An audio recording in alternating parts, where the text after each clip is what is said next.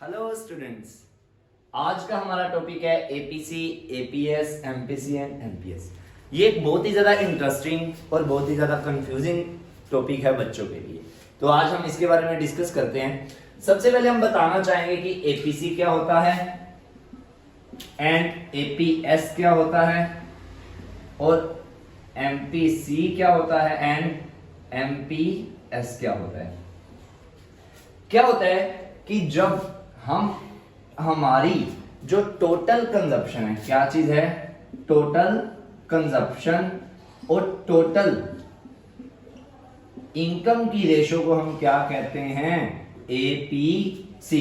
मतलब इसका main formula क्या है, C by Y. It is the ratio between the total consumption and total income.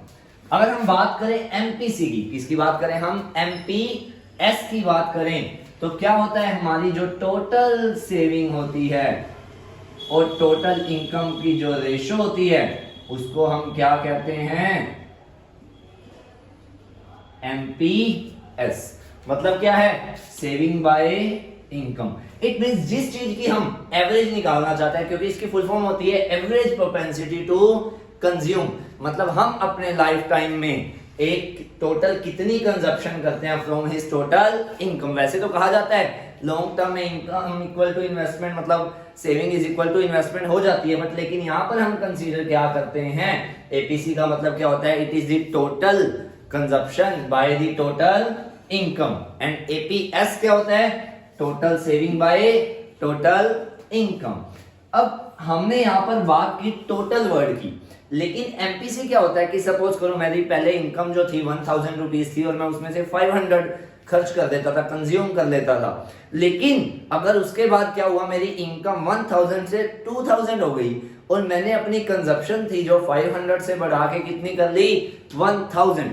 तो मतलब जो हमारी नए वाली इनकम है उनकी, उससे हमारी नए वाली कंजप्शन की कितनी रेशो है, उसको क्या कहते हैं, एमपीसी। मतलब चेंज इन कंजप्शन बाय में चेंज इन इनकम। मतलब हमारी नए वाली इनकम के चेंज, मतलब कितना हमारी इनकम में इंक्रीज हुआ, उससे हमारी कंजप्शन पे क्या इंपैक्ट पड़ा, उसको क्या कहते हैं हम, एमपीसी। और अगर हम एमपीएस की बात करें तो हमारी इनकम के बढ़ने से हमारी सेविंग्स में कितना चेंज हुआ, उसको क्या कहते हैं हम, MPS, marginal propensity to save. Marginal का मतलब ये एडिशनल होता है, तो हमारी एडिशनल इनकम के आने से हमारा एडिशनल कंजप्शन में क्या फर्क पड़ा और हमारी एडिशनल इनकम आने से हमारा एडिशनल सेविंग्स में कितना चेंज आया, उसको क्या कहते हैं, एमपीएस। उसके बाद हम आपको बताना चाहेंगे कि इनकी जो वैल्यू है वो लाई करती है 0 to 1। किसमें लाई करती है, 0 to 1। मतलब इसकी वैल्यू कभी भी नेगेटिव में नहीं होती और कभी भी 1 से ज्यादा नहीं होती, क्योंकि हमारी जो टोटल इनकम होती है उसको हम कितना मान के चलते हैं, 1। इसीलिए इसकी वैल्यू किसमें लाई करती है, 0 to 1। बट एक चीज याद रखना कि इसमें ना दो एक्सेप्शनल केसेस होते हैं। एमपीसी और एमपीएस की वैल्यू तो हमेशा 0 to 1 ही लाई करती है, बट इसमें दो एक एक्सेप्शनल केसेस होते हैं। एक एक्सेप्शनल केस होता है एपीसी का और एक एक्सेप्शनल केस होता है एपीएस का। तो सबसे पहले बात करते हैं हम एक्सेप्शनल केस की, एपीसी, क्योंकि सबसे कंफ्यूजिंग यही होता है कि ऐसा क्यों हो सकता है। तो सबसे पहले बात करते हैं हम एपीसी की। APC can be more than 1। जो एपीसी है मोर देन 1 भी हो सकता है, because before break even point. कब, बिफोर ब्रेक इवन पॉइंट, क्योंकि बिफोर ब्रेक इवन पॉइंट जो कंजप्शन होती है वो ज्यादा होती है किससे, इनकम से। अगर हम यहाँ पे बात करें, हमारा जहां पर इनकम इक्वल टू कंजप्शन होती है और सेविंग्स जहां पर क्या होती है, 0, इसको हम क्या नाम देते हैं, ब्रेक इवन पॉइंट। इसको क्या कहते हैं हम, ब्रेक इवन पॉइंट। इससे पहले आप क्या देखोगे कि अगर मैं यहां पर देखूं कि जो हमारी कंजप्शन है कितनी है, 75।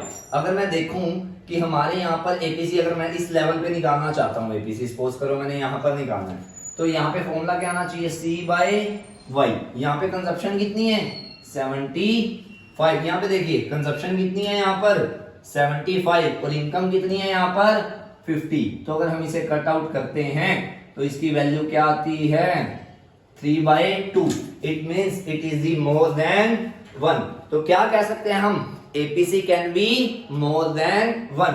कब? बिफोर ब्रेक इवन पॉइंट, क्योंकि यहां पर कंजप्शन क्या होती है ज्यादा होती है किससे इनकम से, इसीलिए यहां पर हमारा जो एपीसी है it can be more than 1।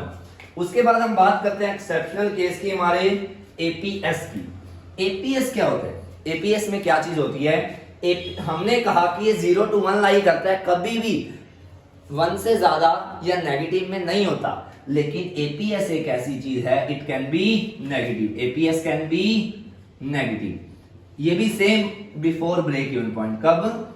Before break even point, क्योंकि यहां पर सेविंग्स किसमें होती हैं नेगेटिव में। सेविंग्स किसमें होती हैं नेगेटिव में। अगर हम यहां पे अगर एपीएस निकालना चाहें तो एपीएस का क्या फॉर्मूला होता है S/Y। क्या फॉर्मूला होता है S/Y।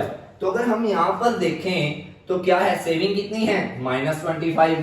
कितनी है -25।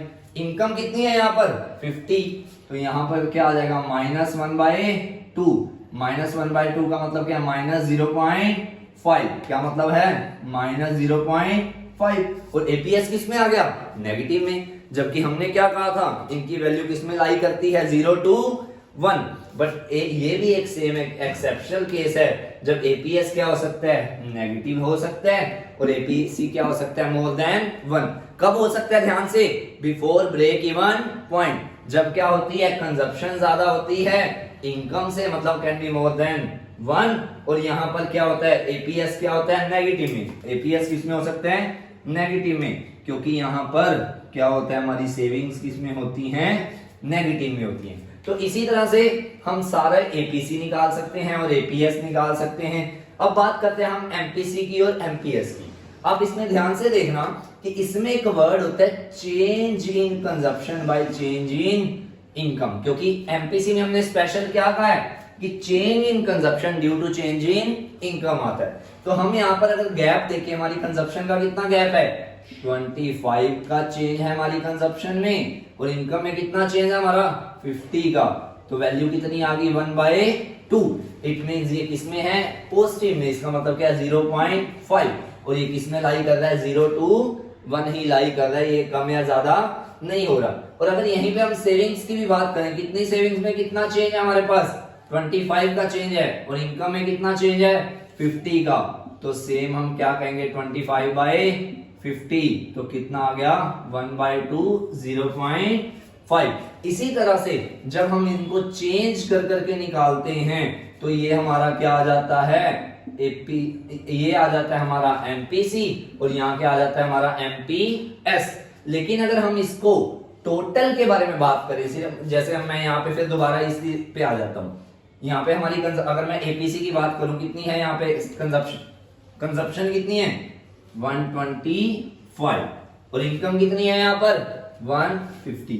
तो इसको भी जब हम कट आउट करेंगे कहीं ना कहीं ये 0 to 1 के बीच में ही आएगा, कम या ज्यादा नहीं आएगा। तो ये सिर्फ एक्सेप्शनल कब होता है जब हमारी ब्रेक इवन पॉइंट से पहले कंजप्शन ज्यादा होती है इनकम से, सेविंग किसमें होती है नेगेटिव। तो कब ये जो मोस्टली क्वेश्चन आता है ना, तो ये बेसिकली आपको इस वे में आता है कि right the difference between the APC and MPC. क्या आता है right the difference between APC and MPC. लिख देता हूं यहां पर एपीसी और एमपीसी में, और बताओ इनमें से कौन सी चीज है जो 1 से ज्यादा या मोर देन 1 हो सकती है। तो हम सबसे पहले क्या लिखेंगे APC is the ratio between the total consumption and total income, it lies between the 0 to 1। ऐसे ही साथ में एमपीसी की क्या लिखेंगे it is the ratio between the change in consumption and change in income, it is the ratio between change in consumption and change in income, it also lies between 0 to 1 but APC can be more than 1। यहाँ पे APC के बारे में पूछा हुआ है कि which of the following can be more than 1, तो इसमें हम कहेंगे APC can be more than 1। और कब हो सकती है बिफोर ब्रेक इवन पॉइंट, जब कंजप्शन किससे ज्यादा होती है इनकम से। तो इसी ढंग से ये क्वेश्चन आपके पास आता है। और कई केसेस में एक चीज पूछ ली जाती है कि एमपीसी कैन बी जीरो। तो हम इसमें वैसे तो ये चीज नहीं मानते कि एमपीसी किसी का जीरो हो सकता है, लेकिन हो सकता है कि हमने पिछले साल की इनकम में से ही खा लिया हो। इस बार जो मेरे पास इनकम आई उसमें से मैंने कुछ नहीं खर्च किया। जब हम अपनी जो इंटायर इनकम होती है वो किस पे खर्च कर देते हैं? सेविंग्स पे। किस पे खर्च कर देते हैं? सेविंग्स पे। तो उस सिचुएशन में MPC can be zero. Thank you.